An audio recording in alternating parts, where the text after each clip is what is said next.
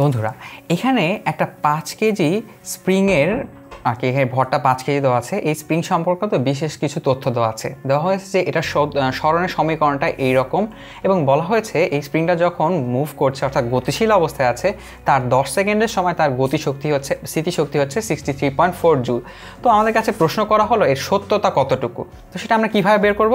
আমরা নিজেরা যদি পোটেনশিয়াল এনার্জিটা বের করে ফেলতে পারি তাহলে এই প্রদত্ত তথ্যের সাথে তুলনা করে বলতে পারবো এই কথাটির এই তথ্যটার সত্যতা কতটুকু। তো চলো আমরা নিজেরা একটু বের করার চেষ্টা করি। আমরা জানি পোটেনশিয়াল এনার্জি বা স্থিতিশক্তির সূত্র হচ্ছে হাফ কে এক্স স্কোয়ার। তো এক্স তো এখান থেকে বের করিয়ে ফেলতে পারবো, কারণ কি এক্স হচ্ছে আমাদের সরণটা দেওয়াই আছে, আবার সমীকরণটা ঠিক সেভাবেই দেওয়া আছে। কিন্তু কথা হচ্ছে কেটা কীভাবে বের করব। এখানে আসলে কেটা আমাদের বের করতে হবে না, আমরা কেটাকে একটু অন্য কিছু দ্বারা প্রতিস্থাপিত করব। কীরকম? আমরা জানি ওমেগা স্কোয়ার সমান হচ্ছে কে বাই এম। তাহলে আমরা বলতেই পারি কে সমান কি ওমেগা স্কোয়ার ইন্টু এম। তাহলে আমরা লিখতে পারি কে এর জায়গায় omega square m into x square. তাহলে দেখো যদি বলা থাকতো যে এই কৌণিক বেগটা অর্থাৎ এই জিনিসটা যে স্প্রিংটা যে চলছে এর যে একটা কল্পিত কৌণিক বেগ রয়েছে সেটা যদি বলা হয় 10 রেডিয়ান পার সেকেন্ড, তাহলে আমাদের এই তথ্যটা বের করা সম্ভব হতো। তো ধরে নিলাম আমরা এটার মান হচ্ছে 10 রেডিয়ান পার সেকেন্ড। তো এখন আসো আমরা এটা একটু সমাধান করার চেষ্টা করি। তাহলে দেখো half omega square M R extra কী হবে, অবশ্যই এই সমীকরণটা বসিয়ে দিতে হবে আমাদের। তাহলে থাকবে 4 sine square 10 into t ply by 4। তো এই পুরো শক্তিটা আমাদের কখন বের করতে হবে? যখন কি না টি সমান হচ্ছে 10 সেকেন্ড। তো এখানে ওমেগা কত আমরা সেটা কি বের করতে পারি?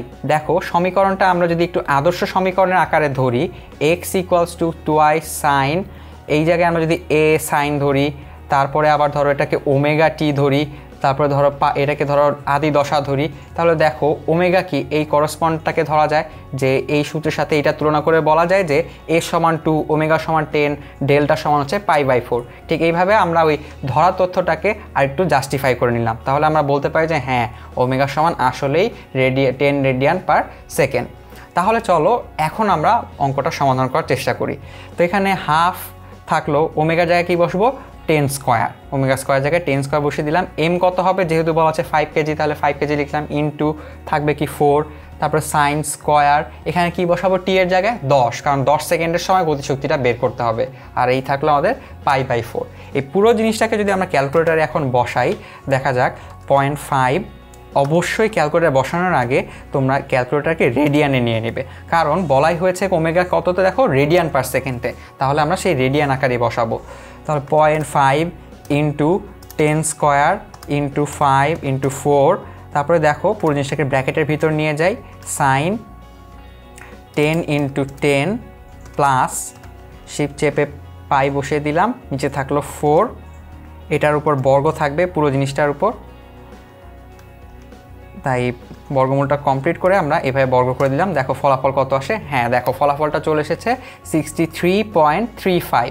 তাহলে বলা যায় যে হ্যাঁ অলমোস্ট দেখো এটা কি 63.4 এর সমান। যেহেতু আমরা যদি আংশিক আসন্ন মানটা ধরি তাহলে বলা যায় যে হ্যাঁ এই অঙ্কে যে তথ্য দেওয়া ছিল সেটা আসলেই সত্যি। তাহলে এই জাতীয় সমস্যার সমাধান আমরা খুব সহজেই এই স্থিতিশক্তির সূত্র দিয়ে করে ফেলতে পারবো।